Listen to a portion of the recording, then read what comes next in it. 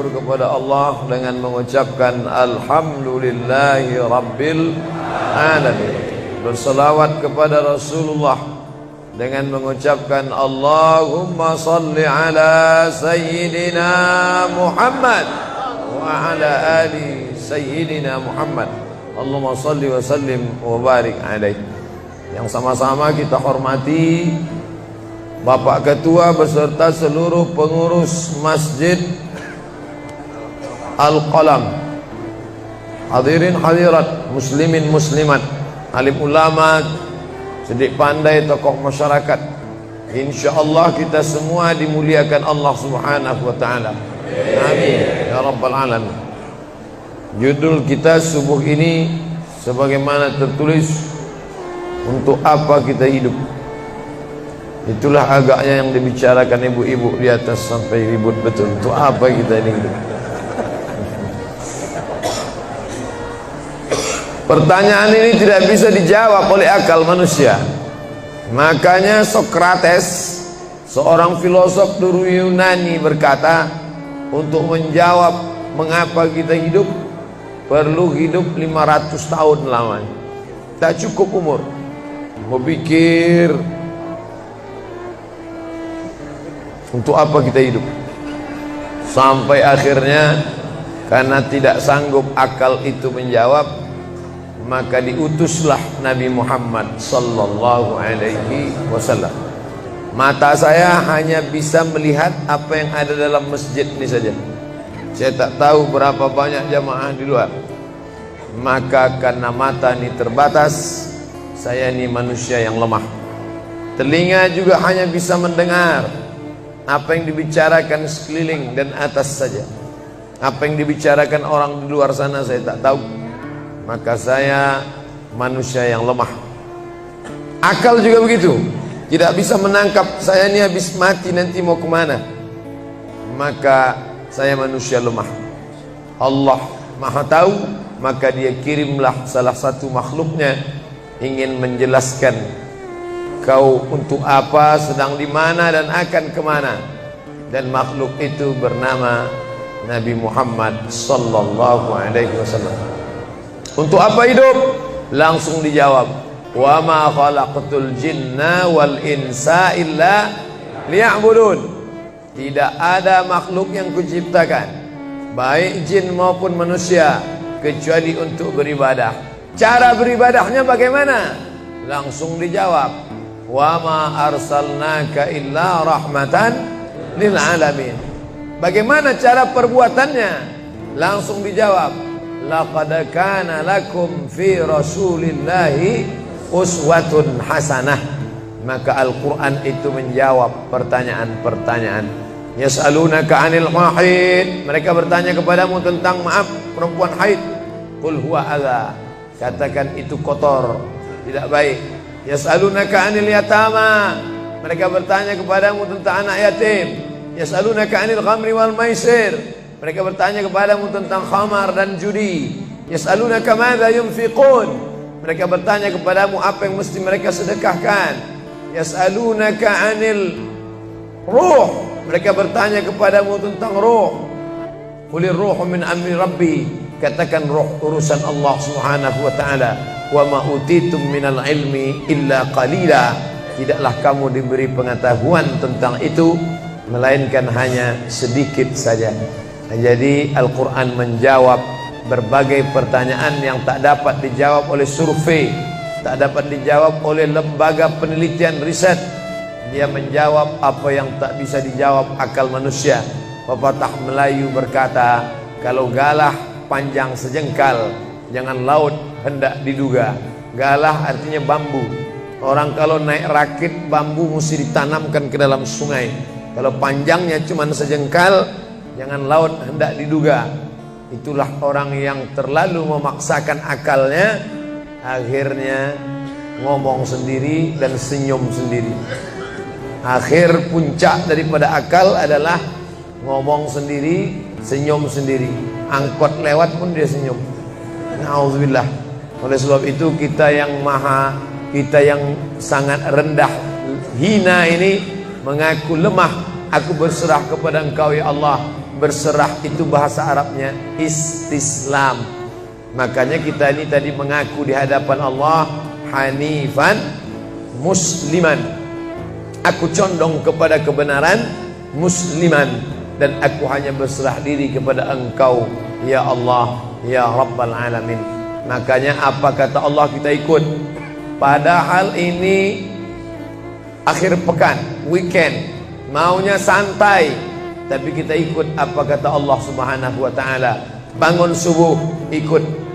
Padahal ini mestinya santai di rumah, tidur-tiduran, membalaskan sakit hati hari Senin, hari Selasa, hari Rabu, hari Kamis, hari Jumat. Ini hari Sabtu, tapi justru hari Sabtu bersusah payah, berdingin-dingin di luar. Bahkan kabarnya jam 3 sudah ada yang datang ke masjid ini. Bahkan ada yang mabit di samping danau. Bayangkan itu. Orang mabit di Musdalifah, yang mabit di samping danau. Oleh sebab itu maka ini apa yang membuat makhluk ini bisa begini? Itu semua adalah orang-orang yang mengerti untuk apa kita hidup. Karena hidup adalah untuk beribadah. Bangun tadi dari tidur langsung beribadah. Buka mata, ibadah pertama adalah zikir. Alhamdulillahillazi ahyana ba'dama amatana wa ilaihin nusyur. Masuk kamar mandi, tempat najis, kotor, bau, kotoran, tempat setan, tapi tetap menjadi ibadah. Dalam WC-nya pun ibadah. Dia masuk lagi ke kiri, dia katakan Allahumma inni a'udzubika minal khubusi wal khaba'is. Keluar dari kamar mandi itu ibadah juga. Dia langkah kaki kanan, dia katakan ghufranaka, ghufranaka, maafkan aku ya Allah. Mengapa dia minta maaf keluar dari WC? Karena selama di WC dia tidak menyebut Allah. Lidah yang diciptakan untuk beribadah, selama di dalam tidak beribadah, maka ibadah di dalam WC hanya hatinya saja berzikir. Tak boleh menyambut seruan azan. Terdengar suara azan masuk ke WC, Allahu Akbar, Allahu Akbar, Allahu Akbar. Oh, tak boleh. Tak boleh mengucapkan salam. Assalamualaikum, Nabi diam. Assalamualaikum, Nabi diam.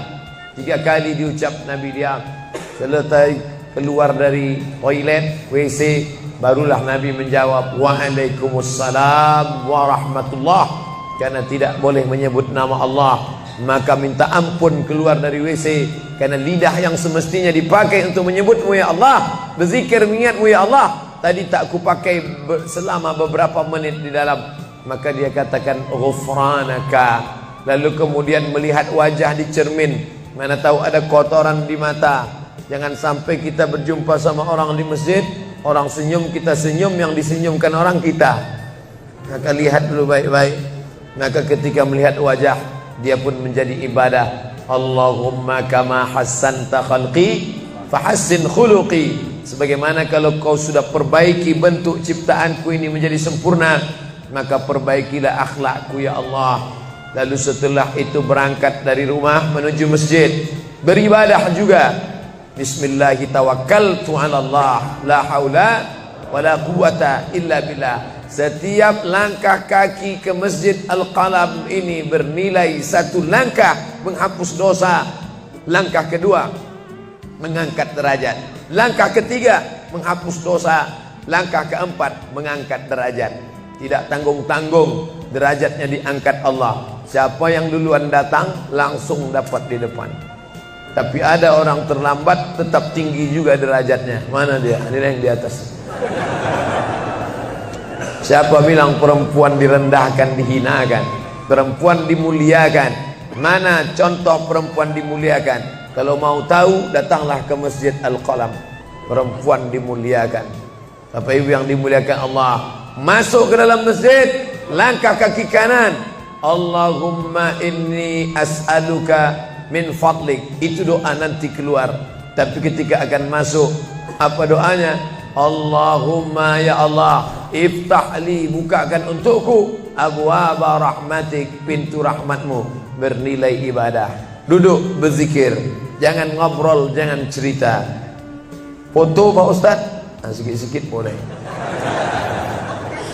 Lalu kemudian selama itu tertulis tadi di atas, Itulah hebatnya masuk ke Masjid Al-Qalam, tidak hanya mendengar ceramah, dapat pengajian.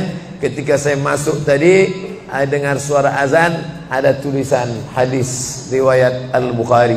Siapa yang mendengar seruan azan lalu menyambut seperti bunyi yang diucapkan muazzin, kecuali pada hayya 'alas shalah, hayya 'alal falah, dia baca la haula wala quwata illa billah, ditutup dengan doa wasilah. Allahumma rabb hadhihi ad-da'wati tammah was-salatil qa'imah, dimintakan untuk Nabi Muhammad, ati sayyidina Muhammadanil wasilah wal fadilah wasyarafa wad darajatal aliyatar rafi'ah.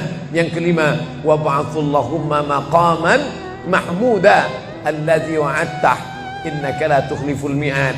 Maka kata Nabi, halat laku syafaati yaumal qiyamah, layaklah dia mendapat syafaatku hari kiamat. Makanya selama duduk di depan tadi, tak ada satupun yang ngobrol, semuanya menyambut seruan azan. Allahu Akbar, Allahu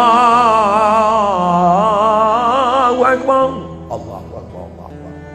Ada kawan sebelah ngajak ngobrol, gimana bro program mancing kita? Allahu Akbar, Allahu Akbar. Nah, cerita tak tentu arah. Ini kita sedang beribadah kepada Allah Subhanahu wa ta'ala. Lalu kemudian selesai azan, salat sunat yang balasan pahalanya khairum minad dunya wa ma fiha, lebih baik daripada dunia dan seisinya. Apa itu? Qabliyah subuh. Sampai-sampai andai terlambat qabliyah subuh, tetap boleh dilaksanakan setelah subuh. Habis salat subuh barulah dilaksanakan qabliyah subuh. Tapi kalau sudah sama-sama ngaji, tapi kalau nanti pulang kampung, justru sekarang orang di kota ngaji, di kampung tidak ngaji. Zaman dulu di kampung ngaji, di kota tidak ngaji. Sekarang dunia sudah mau kiamat. Di kampung orang ngaji, di kampung orang tidak ngaji. Kenapa? Parabola masuk desa. Oleh sebab itu, maka kalau di kampung itu tidak ada pengajian, mereka tidak tahu bahwa qabliyah subuh diganti setelah subuh. Nanti pas mau bulan puasa pulang kampung, jangan qabliyah subuh setelah subuh. Karena nanti begitu mereka lihat, loh apa tuh? Sejak tinggal di Bekasi ikut aliran sesat.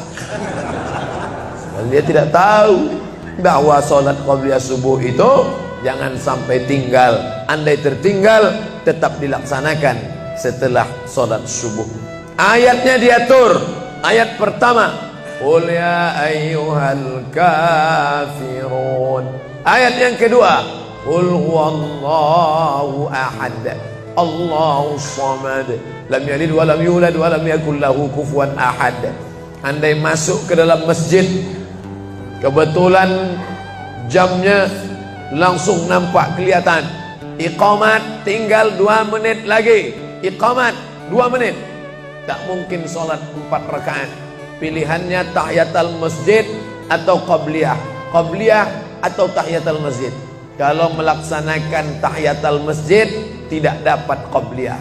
Tapi kalau melaksanakan qabliyah, automatically dapat tahiyatul masjid. Oleh sebab itu, andai terlambat, waktu tinggal 2 menit, maka laksanakanlah qabliyah subuh. Tapi jangan gara-gara ini terlambat terus. Yang paling afdal cepat datang. Apa kata jamaah? Yang lambat kan ustaz, kami cepat datang. Bapak-ibu yang dimuliakan Allah Subhanahu wa ta'ala, selesai itu salat subuh. Kalau qabliyahnya lebih baik daripada dunia dan seisinya, apalagi salat subuhnya. Begitulah. Kalau qabliyahnya saja yang pendek ayatnya lebih baik daripada dunia dan seisinya, apalagi solat subuhnya.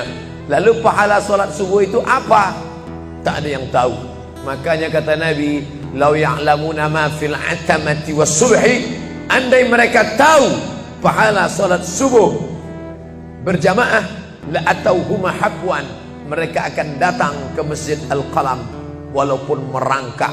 Habwan, lumpuh, sakit kakinya, dia akan datang. Kursi roda tak ada, yang mendorong tak ada, datang dia ke masjid ini walaupun merangkak. Kenapa mereka tidak datang? Karena mereka tidak tahu. Kenapa mereka tidak tahu? Karena mereka memang tidak cari tahu dan tak mau tahu. Dan sampai masanya mereka nanti akan menyesal saat melihat orang-orang mendapatkan balasan muttaqiina fiha 'alal araik, Mereka duduk di atas kursi-kursi istana surga, tersenyum melihat orang-orang yang dulu tak peduli pada sholat subuh. Mudah-mudahan kita semua istiqomah insyaallah. Jadi Ustadz, kalau hidup ini cuma untuk ibadah, sholat, masjid, baca Quran, zikir, gimana kami mau mencari nafkah? Gimana kami mau buka ruko? Gimana kami mau bisnis? Gimana kami mau tanam kelapa sawit? Gimana kami mau proyek batubara? Gimana kami mau ternak ikan? Ini mesti dipahami bahwa ibadah itu dibagi dua. Satu namanya ibadah mahdah, pure, original, murni, tidak bercampur dengan apa-apa. Yang satu lagi tidak ibadah tapi bernilai. Nah, ini mesti dipahami. Bapak yang masuk kantor dari jam 8 pagi sampai jam 4 sore itu ibadah. Karena kalau itu tidak ibadah, habislah waktu kita. Makanya yang bekerja niatkan ibadah. Sehingga kalau istrinya nanya, "Mas kok lama pulang?" Ibadah nih, Pak. Tapi jangan gara-gara ini di kantor itu ibadah, lalu ketika azan di masjid kantor berkumandang, hayya 'alas shalah, dia terus ngetik, "Mas, ayo ke masjid." Enggak, ini pun juga ibadah. Kau ibadah aja ke sana, aku ibadah di sini. Itu juga enggak benar. Karena ibadah itu dibagi dua. Satu yang murni, pure, tidak bercampur dengan apapun, namanya ibadah mahdhah. Salat, baca Quran, zikir, iktikaf. Tapi ada satu lagi tidak ibadah, tapi kalau diniatkan dia bernilai ibadah. Termasuk ibu-ibu yang hamil 9 bulan 10 hari itu ibadah. Kalaulah 9 bulan 10 hari itu tidak ibadah, betapa tidak adilnya Allah. Masa kita yang duduk-duduk di masjid dapat pahala ibadah, dia yang muntahnya, yang ngidapnya tak dapat ibadah. Tadi malam begitu sampai di airport langsung SMS masuk, "Ustadz, keluar dari pintu berapa? Ini ada perempuan ngidam mau ketemu." Saya keluar dari pintu 4, kami sudah standby di pintu 4. Lantai berapa? Lantai paling atas. Oke. Sampai di sana lihat perempuan tidak pakai jilbab, pakai celana jeans. Saya udah mau marah. Ini kenapa? "Mohon maaf Pak Ustaz, non muslim." Astagfirullah. Rupanya non muslim hamil ngidam mau jumpa Ustaz Somad. Mudah-mudahan anaknya jadi anak soleh. Biasa. Allahu Akbar. Bernilai ibadah. Lalu yang dapat pahala dari itu siapa? Dari mana ibu-ibu hamil muda itu tahu saya? Kenal saya di mana? Padahal dia dari Jawa, saya dari Sumatera. Ternyata ada orang beribadah yang tidak kita sangka ibadah. Tidak ada rukun, tidak ada syarat, tidak ada wajib, tidak ada sunat, tidak ada makruh, tidak ada mubah. Apa ibadahnya? Ya ini, merekam ceramah ini. Merekam ceramah ini ibadah. Memoto itu ibadah. Bayangkan resiko tukang foto. Saya sampai sekarang tukang foto itu resikonya nanti setelah tua matanya gini.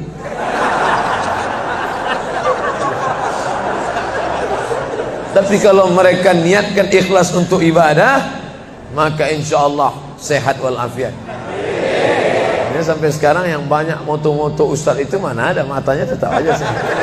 Kenapa? Karena diniatkannya untuk ibadah. Hidup ini kalau berniat ibadah tidak ada capeknya, tidak ada lelahnya. Kenapa? Karena mengharapkan balasan dari Allah. Ilahi anta maksudi wa ridhaka matlubi. Yang kumaksud hanya Engkau ya Allah, dan ridhamu lah yang kucari.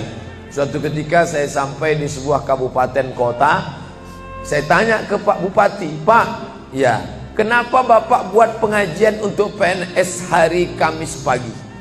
Pagi Kamis buat pengajian tabligh akbar. Apa manfaatnya menurut Bapak sebagai pimpinan daerah?" Ternyata Ustadz Somad, kami sudah coba formula macam-macam untuk PNS ini. Pertama kami undang motivator dari Jakarta. Akhirnya di gedung hotel dengan biaya mahal. Lalu kemudian dengan infocus, suara menggelegar. Semangat, semangat, semangat. Keluar dari situ lesu. Motivatornya pulang, pegawai letoy. Akhirnya kami buat undang tentara dengan bapak polisi, baris berbaris, siap, siap. Pak polisi pulang, gak siap lagi. Ternyata yang disentuh paling mantap bukan fisiknya, bukan matanya, bukan pakai infocus, bukan pakai suara menggelegar, tapi yang disentuh adalah hati. Dan satu yang bisa menyentuh hati itu adalah agama. Itulah makanya ibu bapak coba nanti kalau mau buat praktek, buat satu kotak, buat satu lagi kotak, ada dua kotak. Kotak ini buat voucher namanya sumbangan. Kotak ini buat juga voucher tulisannya sodakoh. Lihat mana yang paling banyak diambil umat Islam, sumbangan apa sodakoh? Sodakoh, padahal nilainya sama. Sumbangan 100.000, sodakoh 100.000. Bapak ibu silakan ambil untuk anak yatim fakir miskin kita. Pasti voucher yang paling banyak diambil adalah sodakoh. Kenapa? Karena mereka menganggap sumbangan tak ada pahalanya, karena bukan bahasa Arab. Apa dia? Sumbangan. Enggak ada dalam Quran. Ya ayyuhalladzina amanu, sumbangan. Yang ada adalah sedekah. Innamas shadaqatu lil fuqara wal masakin wal 'amilina 'alaiha wal mu'allafati qulubuhum wa fir riqab wal gharimin wa fi sabilillah wa ibnis sabil. Itulah mengapa yang disentuh itu bukan nalar otaknya, tapi yang disentuh itu adalah hatinya. Ala fil jasadi mudghah. Ketahuilah dalam jasad itu ada segumpal. Idza salahat salahal jasadu kulluh. Kalau yang segumpal itu baik, maka yang lain ikut menjadi baik. Wa idza fasadat fasadal jasadu kulluh. Kalau yang segumpal itu rusak, jahat, kotor, hitam, gelap, maka yang lain ikut menjadi rusak. Ala wahyal qalb, hati. Jagalah hati. Itu yang selalu dipesankan Ustadz kita Agim, jagalah hati.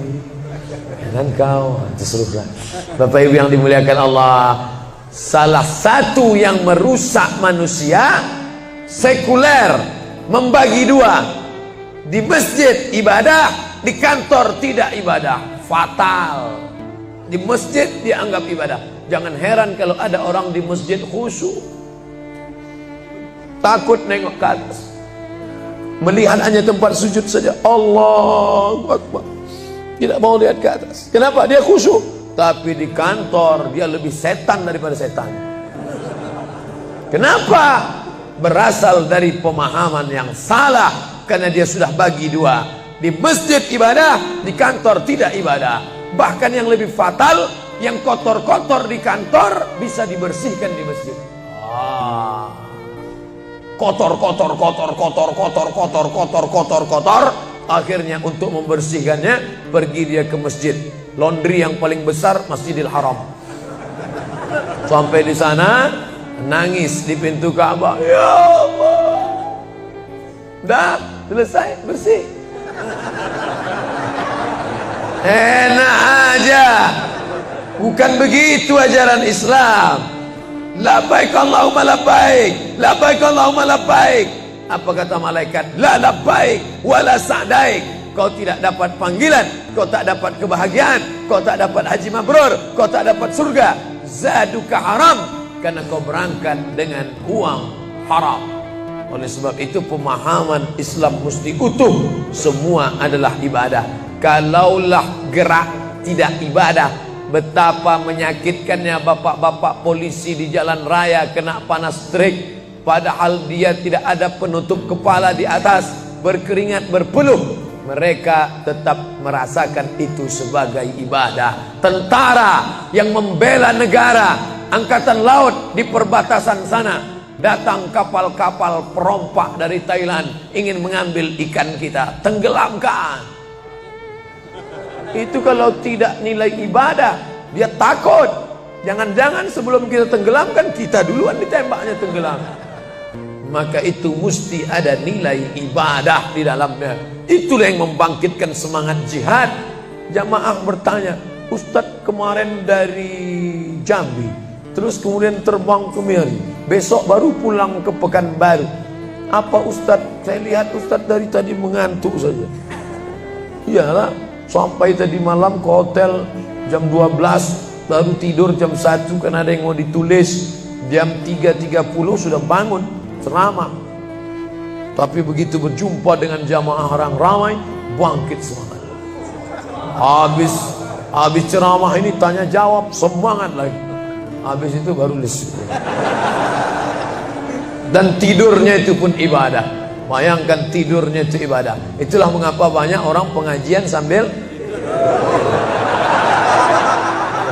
oh, ustadz menyindir ya? Tidak. Saya termasuk ustadz yang tidak pandai menyindir. Saya termasuk ustadz kalau dipesan request untuk menyindir, saya tidak pandai. Kenapa? Karena saya pernah menyindir orang. Ustadz, tolong ustadz sindirkan.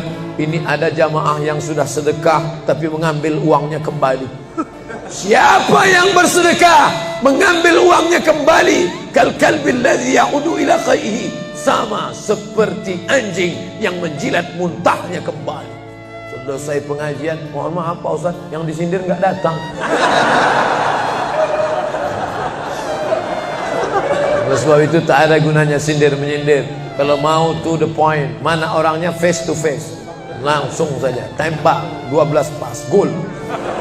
Bapak Ibu yang dimuliakan Allah, maka mesti dipahami dengan benar. Di Masjidil Haram ibadah, di rumah pun kau ibadah. Istri yang dari mulai pagi memasakkan suami, dibantu oleh pembantu membuatkan minuman, membesarkan anak, menyusukan anak 2 tahun lamanya, melahirkan, meregang nyawa ibu melahirkan anak, ibadah. Makanya kalau dia meninggal dunia saat melahirkan, matinya mati syahid. Saking senangnya suaminya mendapatkan seorang istri yang syahid, tak menangis dia.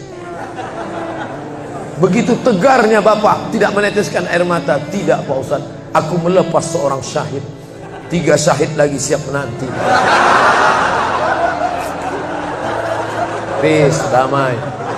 Biasanya ibu-ibu kalau bawa cerita ini, kalau gini pulang aja lah kita kan. Nah, bercanda.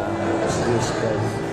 Nah, tapi yang saya katakan tadi itu semuanya ibadah badan. Melangkah dari rumah, ibadah badan. Membukakan mata, ibadah badan. Mendengar ceramah, ibadah badan. Membaca Quran, ibadah badan. Berzikir, likulli sulama minkum sadaqah. Setiap tulang-tulang sendi ada sedekahnya. Subhanallah, subhanallah, subhanallah, subhanallah, subhanallah, subhanallah. Itu ibadah badan.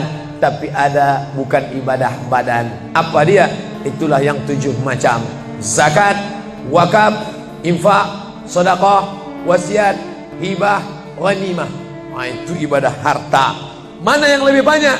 Ibadah harta apa ibadah badan? Ibadah badan. Kalau ibadah harta tak banyak. Zakat, wakaf, infak, sedekah, wasiat, hibah, ghanimah, rampasan perang.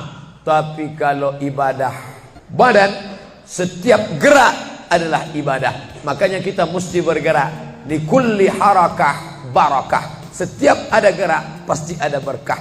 Makanya tak boleh tidak bergerak. Air sumur kalau tidak ditimba, air itu akan busuk, butek, warnanya pun tidak ada seperti minyak di atas. Mata air mesti terus berganti. Darah harus tetap mengalir, jantung harus tetap berdetak. Makanya jangan pernah kosong dari aktivitas. Fa idza farata fansab. Selesai dari satu ibadah, pindah ibadah lain. Selesai ibadah tegak, pindah ibadah ruku. Habis ibadah ruku, pindah ibadah tegak. Habis ibadah tegak, pindah ibadah sujud. Habis ibadah sujud, pindah antara 2 sujud. Selesai sudah salat, lalu kemudian puasa. Selesai puasa, lalu kemudian berzakat. Selesai zakat, lalu kemudian mengitari Ka'bah. Subhanallah walhamdulillah wa la ilaha illallah wallahu akbar. Selesai itu melontar jumrah. Selesai itu menggunting rambut. Selesai itu berzikir. Tidak pernah kosong. Sampai kapan? Sampai malaikat maut mencabut nyawa dan ucapan terakhir yang keluar dari mulut adalah la ilaha illallah. Itulah jawaban tentang pertanyaan untuk apa kita hidup di dunia. Nanti kalau ada anak, ibu, bapak, tetangga, kawan, sahabat, andai tolan bertanya, untuk apa kita ini hidup? Tak usah jawab, putarkan aja videonya. Itulah enaknya zaman sekarang. Kalau dulu mesti diingat. Saya dulu pulang sholat Jumat, mak saya manggil, sini ya mak, ceritakan apa isi khutbah khotib tadi di masjid. Gini. Itulah awal saya ceramah.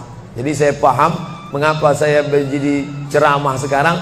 Dan saya tidak pernah merasa menceramahi bapak ibu. Saya tidak pernah merasa mengguru-gurui. Saya hanya seperti seorang anak sedang bercerita pada ibunya saja. Tadi mak, kata khotib itu begini. Anak sekarang enggak. Apa kata khotib tadi? Ini MP3-nya.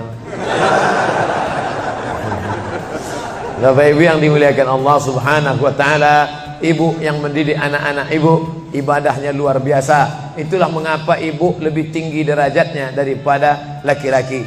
Ilzam rijlaiha, kau urus tapak kakinya, fathammal jannah, kau dapati surga di sana. Di bawah tapak kakinya surga, al jannatu surga, tahta di bawah aqdam kaki al ummahat, ibu-ibu. Kenapa begitu? Karena ibadah dia yang luar biasa, tidak bisa dilakukan oleh laki-laki. Salat kita bisa, puasa kita bisa, tawaf kita bisa, sa'i kita bisa, melontar jumrah kita bisa, tahallul kita bisa. Tapi ada yang kita tak bisa. Apa dia? Mengandung kita tak bisa. Siapa yang mau coba mengandung, keluar dari sini, ambil bola voli, ikat di perut. Melahirkan kita tak bisa. Siapa ingin coba melahirkan, keluar dari sini, telanlah jeruk bulat-bulat. Habis itu keluarkan bulat-bulat. Menyusukan kita tak bisa, dan itu ibadah. Tapi bukan ibadah mahdhah. Dia tidak selevel dengan salat, zakat, puasa, haji. Tapi ibadah ini berkualitas. Ibadah badan sudah, ibadah harta sudah. Ada ibadah yang terakhir, yang ketiga. Kalau ibadah badan berkeringat, lelah, capek. Ibadah harta, duit habis. Tapi ada ibadah satu lagi, tak nampak di mata. Apa dia? Ibadah hati. Itulah dia ikhlas. Orang yang ikhlas tak tampak. Ikhlas, ridha, qanaah, tawakal, zikir, muhasabah, muraqabah, tazkiyatun nafs, mensucikan hati dari penyakit hati, riya, sum'ah, takbur, sombong, hasad, busuk hati. Itu ibadah. Kenapa begitu? Disitulah letak adilnya Allah. Man bana masjidan, siapa yang bangun masjid, banallah mislahu baitan fil jannah, dibangunkan Allah untuknya satu istana di dalam surga. Bapak ibu yang ikut membangun masjid ini, mudah-mudahan diberikan Allah Ta'ala balasan melimpah ruah. Kami nggak bisa Pak Ustaz, jangankan bangun masjid, buat rumah kami aja kami nggak bisa. Allah Maha Adil. Kalau kau tidak bisa dengan ibadah harta, maka engkau dengan ibadah tangan. Apa dia? Ikut gotong royong masjid. Nampak ada pembangunan masjid, ikut ngecornya, pasangnya. Tapi dengan syarat menyelesaikan masalah. Jangan buat masalah. Man shalla isnatai asyrata rakaah, siapa yang salat 12 rakaat fil yaumi wal lailah, sehari semalam, bunyalahu bihinna baitun fil jannah, dibangunkan untuknya satu istana di dalam surga. Sama macam orang yang bangun masjid, salat 12 rakaat. Kamu bisa bangun masjid? Bisa. Bagus. Kamu? Saya nggak bisa. Amal saya apa? Tenang, ada amal. Allah Maha Adil. Salat 12 rakaat. 2 rakaat sebelum subuh, 4 rakaat sebelum zuhur, 2 rakaat setelah zuhur, 2 rakaat setelah maghrib, 2 rakaat setelah isya. 12 rakaat. Saya nggak bisa Pak Ustaz, sedang terbaring di rumah sakit, kaki sakit, kepala sakit, hati sakit, jantung sakit. Stop, jangan lanjutkan. Aku tak sampai hati mendengar penderitaan.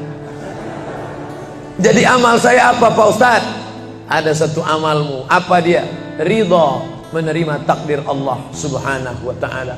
Sakit Pak? Tidak. Kenapa? Sakitku hilangkan hatiku ridha.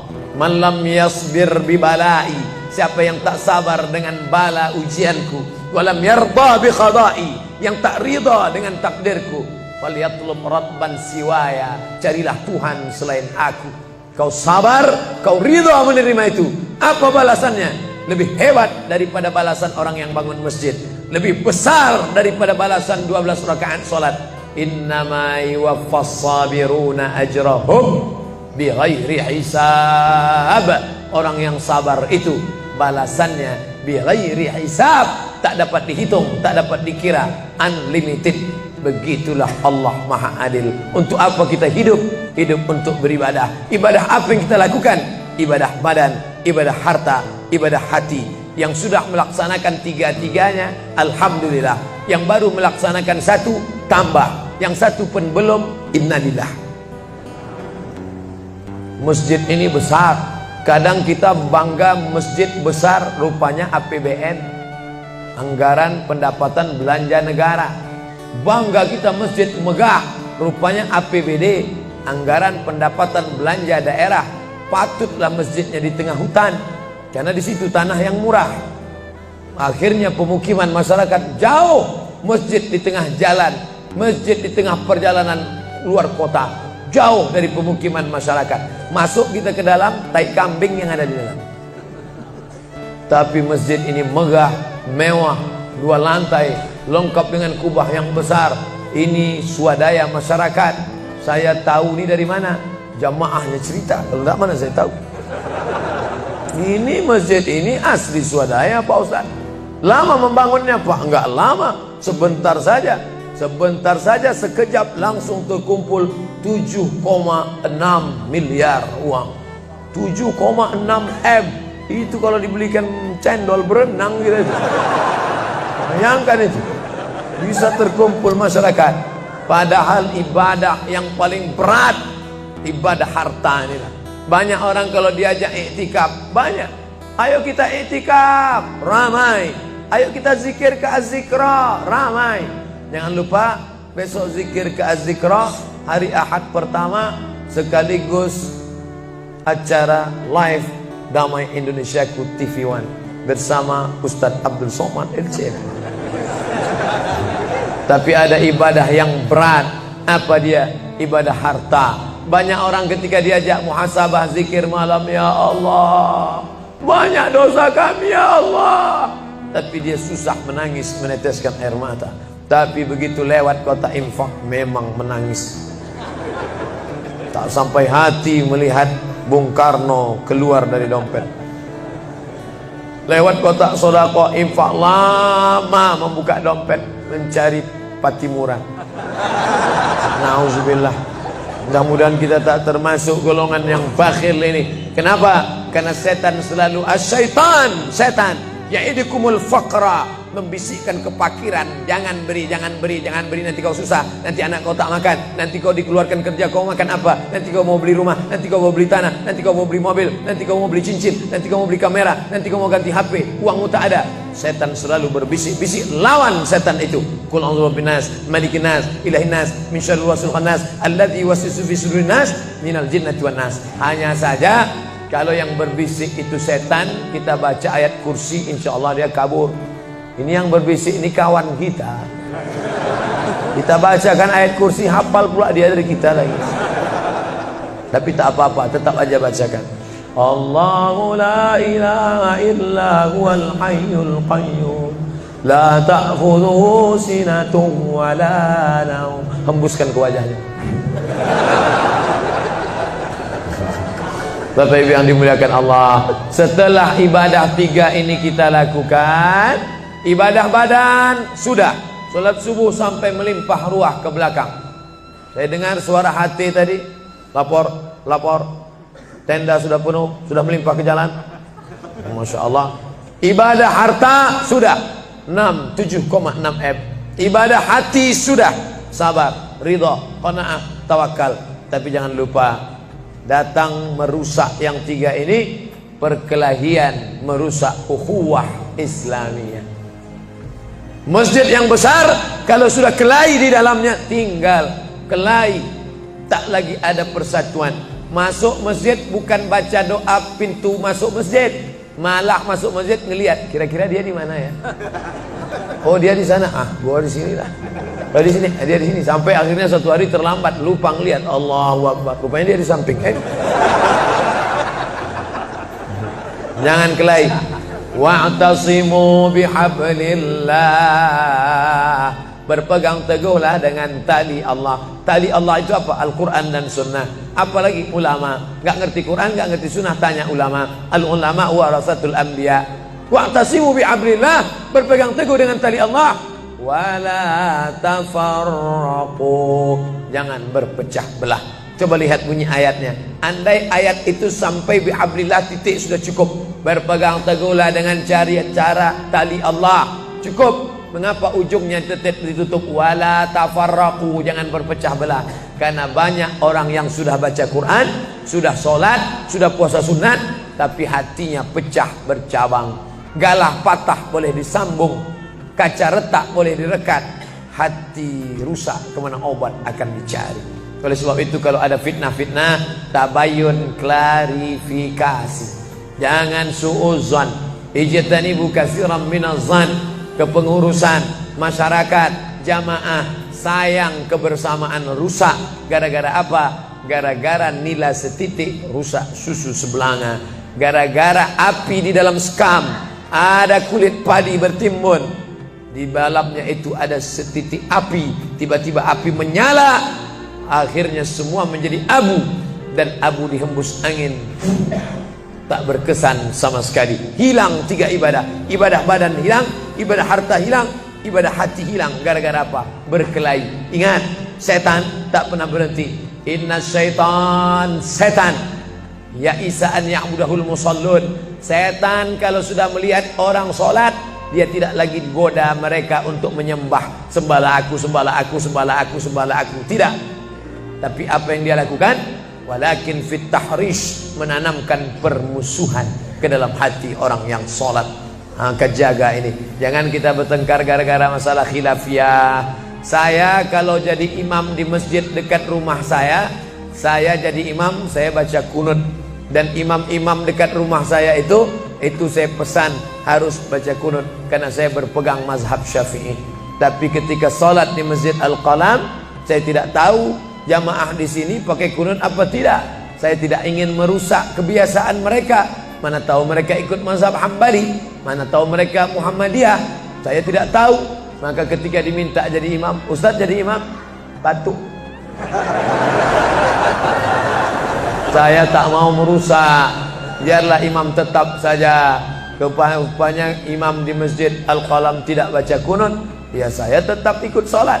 Apakah perlu saya ulang sholat saya? Tidak. Sholat saya sah, karena apapun ormasmu, apapun mazhabmu, mau NU, mau Muhammadiyah, mau Perti, mau Persis, mau Al-Irsyad, mau Jamaah Tabligh, mau FPI, mau mazhab Hanafi, mazhab Maliki, mazhab Syafi'i, mazhab Hambali, semuanya sepakat sholat subuh itu wajib.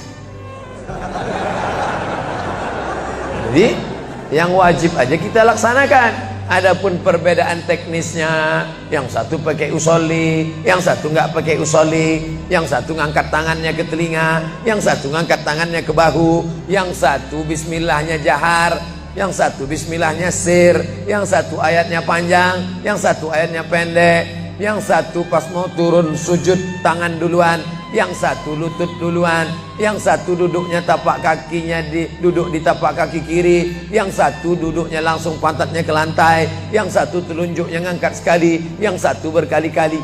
Itu masalah teknis simple sederhana.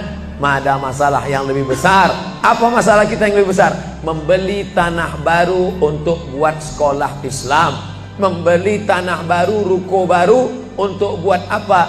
212 mat, kita mat. Orang Islam belanja di warung Islam. Alangkah indahnya, selesai acara sholat subuh bersama, pengajian bersama, selesai itu belanja beras minyak goreng bersama. Serbu. Sehingga bangkitlah ekonomi umat. Berapa pegawai bisa ditampung bekerja?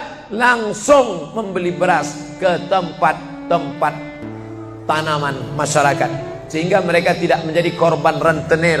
Musim menanam diulur, kasih pinjaman pupuk, pinjaman tanah. Masa musim manen ditarik, mereka menjadi korban rentenir lintah darat. Disedot darah mereka sampai kering dan mati. Kita selamatkan dengan apa? Dengan market. Masjid punya market. Saya beberapa kali meresmikan market punya masjid di Masjid Raya Batam, Masjid Agung Batam. Itu di bawahnya ada super mini market untuk menjamaah. Kemarin pulang dari Pulau Bintan, itu juga meresmikan di Dumai. Begitu juga. Nah, ini 212 Mart. Terserah namanya apa. Ada 212 Mart, ada namanya Kita Mart, atau bisa juga buat Somart. Nah, bisa. Bapak Ibu yang dimuliakan Allah Subhanahu wa taala, maka visi misi kita ke depan, jauh melihat ke depan. Kami harus punya pusat perbelanjaan komunitas muslim, kami harus punya komplek perumahan muslim. Nah, ini semua yang akan menyelamatkan kita. Kalau sudah begitu, maka mengertilah untuk apa kita hidup, dan setelah itu kita pun mati dalam keadaan tenang. Baru anak kita bisa berkata, mari kita antar jenazah almarhum Abdul Somad menuju tempat peristirahatan terakhir, karena memang benar-benar istirahat. Tapi berapa banyak orang tidak istirahat karena amal badan tak ada, amal harta tak ada, amal hati tak ada, tak pernah memikirkan masjid, tak pernah memikirkan umat, tak pernah memikirkan belanja umat, tak pernah memikirkan pendidikan anak-anak umat. Akhirnya mati yang layak untuk dia. Mari kita antar dia menuju azab pertama, akan menyusul azab-azab berikutnya. Na'udzubillah.